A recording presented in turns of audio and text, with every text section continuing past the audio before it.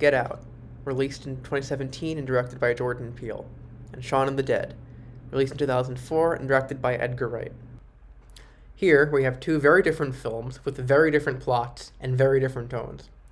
One, a frightening hyperbole of modern race relations set in rural America. The other, a satirical zombie film focusing on London service workers. So, what do these two films have in common? Well, they're both considered pinnacles of the horror comedy genre, films that blend the aspects of a horror film and a comedy film together. But how do we know that for certain? How can we say, beyond just on a whim, that Get Out and Shaun of the Dead fit the criteria to be labeled as a horror or a comedy, let alone be labeled as both? Well, in his essay, A Semantic/Syntactic Approach to Film Genre, Rick Altman proposes such a solution, stating that to properly identify a film as a certain genre, one needs to approach it semantically, as in looking at content like common traits, attitudes, characters, shots, locations, sets, and the like, as well as syntactically, meaning, very broadly, how the content is presented. The question is whether this approach, written in 1984, can hold up to genre-blending horror comedies of the 21st century and identifying them as such, or whether taking this approach will lead to a different result. Before exploring whether these films are considered horror comedies by Altman's metric, it is essential to understand exactly what a horror comedy is, which means exploring the traits of horror and comedy films. Neil Carroll, in his piece The Art of Horror, explains that horror novels are denominated horrific in respect of their intended capacity to provoke a certain effective response. Naturally, that effective response is, believe it or not, horror. And unsurprisingly, this principle carries over into horror films. This means, in simpler terms, that even without watching the film, if you saw an audience member screaming in terror, you could reasonably deduce that he was watching a horror film. However, this audience reaction is only part of the equation, as Neil Carroll explains it.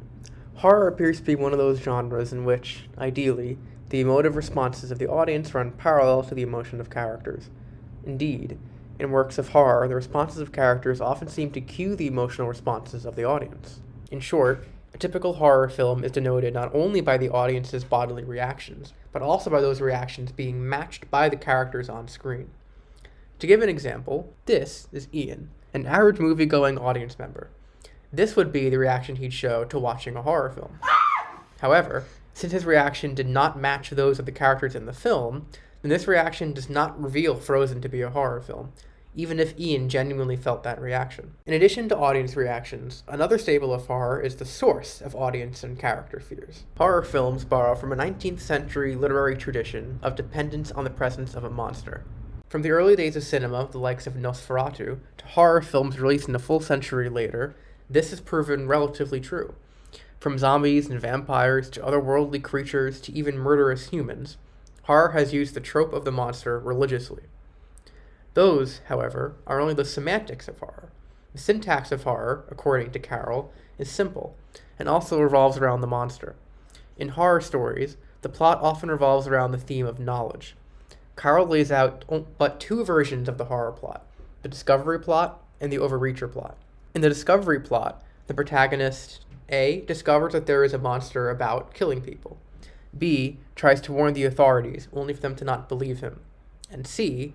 then spends most of the narrative trying to prove the existence of the monster. Alternatively, there's the overreacher plot. In that one, a character has a desire for hidden knowledge, embarks on a quest to find it, and then unleashes or creates some forbidden evil by finding that knowledge. As such a malleable genre, as well as such a subjective one, comedy is harder to concretely define. The presence of jokes and moments of relief are good starting places for identifying the semantics of comedy. Comedy is also very similar to horror in some of its semantic details. For instance, Robert Bloch, who wrote the novel Psycho, writes that both horror and comedy deal in the grotesque and the unexpected, but in such a fashion as to provoke two entirely different physical reactions. Comedy's bodily reaction, naturally, is laughter. However, unlike horror, the characters in a comedy do not have to match the reactions of the audience. If a character slips and falls in a comedy, they will likely not be laughing, even though the audience probably is. For another example, let us return to Ian. Sick of the grotesque and unexpected horror of Frozen, he has decided to move on to a movie he deems a comedy. This is how Ian, the common audience member, reacts to a comedy movie.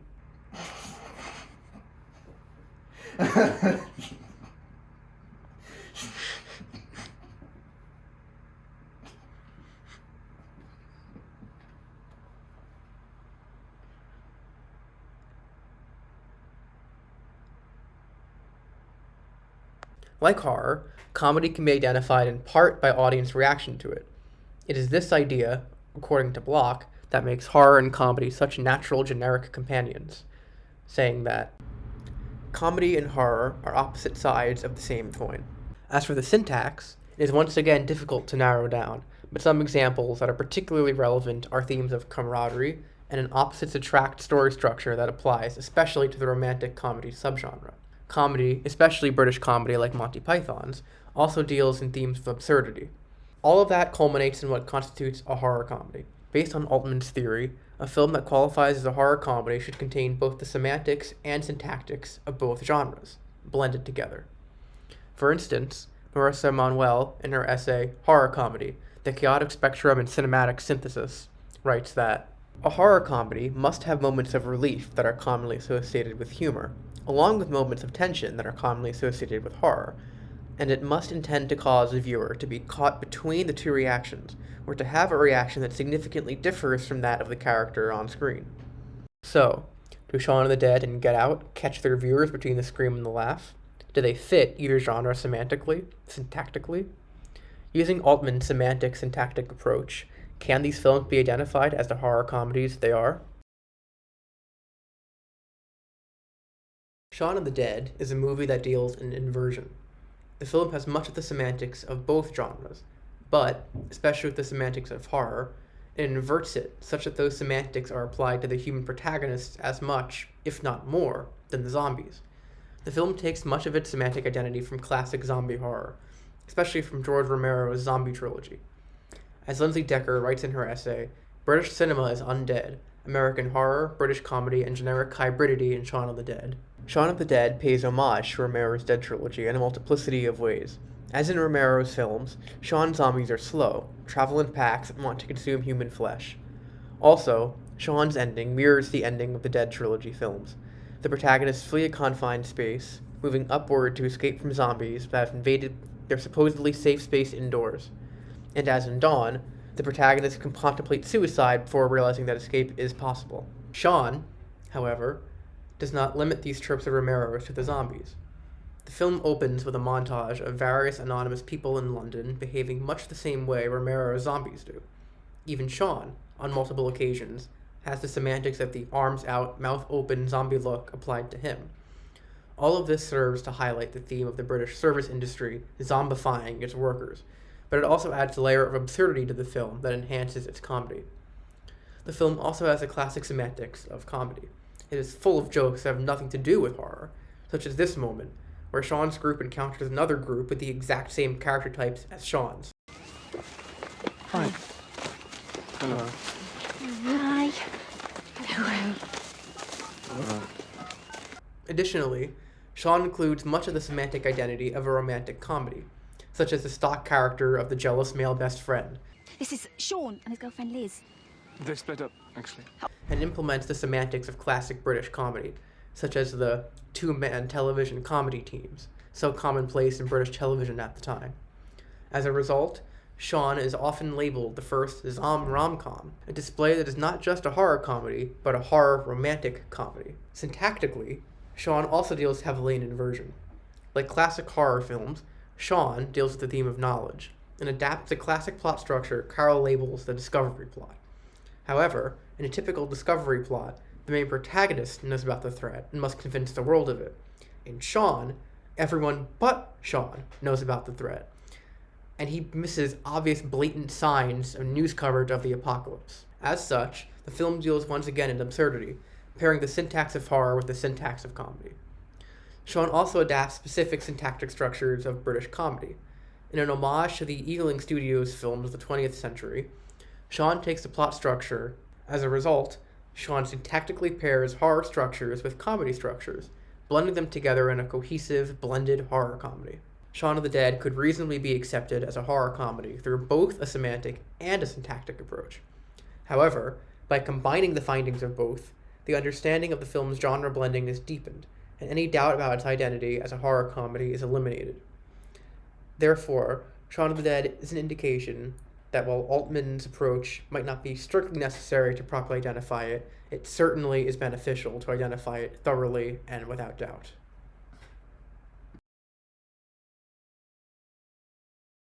Get Out's semantic identity is less clear. Unlike typical horror, the monster is not clear from the outset. Additionally, many monsters fit Carl's argument that the character's effective reaction to the monstrous in horror stories is not merely a matter of fear. Rather, threat is compounded by revulsion, nausea, and disgust. The monster is so unwholesome that its very touch causes shudders. Instead, in Get Out, the film's monsters are Chris's attractive girlfriend, her welcoming parents, and her odd but seemingly just annoying brother. As Isaiah Lavender puts it, white people are the monsters of the film, and racial paranoia helps Chris ultimately survive the monstrous threat that white people represent to black people in America when they think of blacks as non-human. As a result of the lack of disgust for the monster in the film, at least disgust in the gruesome sense, this element of the semantics labels the film as more of a psychological thriller than horror. Nonetheless, the film possesses semantics of horror through the bodily reactions of its audience. In this moment, Get out! Yo!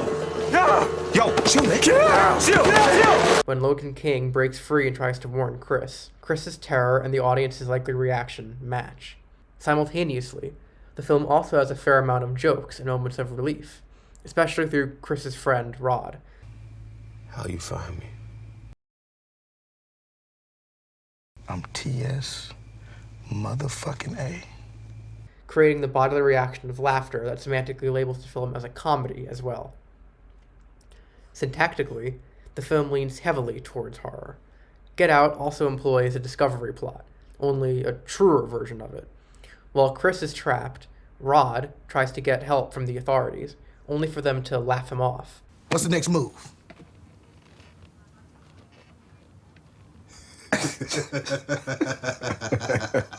However, the discovery plot serves as the film's B-plot, not its central plot, with the central story revolving around Chris's escape much more than Rod's pleas for aid. The film also uses the discovery plot as a means for comedic relief in addition to creating tension, especially with Rod. As for comedy, Get Out deals with its own absurdities, especially where the villain's plan is concerned. However, while absurd, it is not played for laughs but for tension, tying typical comedy syntax to the bodily tenseness of horror. Get Out's semantic identity, therefore, is a fairly complex mix of horror and comedy, but is arguably also dominated by thriller. However, its syntactic identity reveals a tendency towards both horror and humor, and reveals that the semantics of those genres are applied to the syntaxes of the other. As a result, the film's semantic identity would mainly be thriller, while its syntactic identity would seem to be an odd mix of horror and comedy. However, combined together in Altman's approach, the film proves itself to be a complex mix of multiple genres, horror and comedy chief among them, that cement it as a film that truly blends the semantics and syntaxes of its genres. So, Altman's approach does seem to be an ideal way of identifying the genres of films. Without exploring both the semantics and the syntax of Shaun of the Dead, a generic analysis of the film would seem hollow. As for Get Out, its complexities regarding genre blending could not be understood without assessing both its semantics and its syntax. Through Altman's approach, Shaun of the Dead was shown to be a true horror comedy, while Get Out possesses even more than those two genres. If anything, Altman's approach could focus more on the degrees of the presence of different genres. Shaun is far more comedic than horror-filled, while Get Out leans more into its horror than its comedy.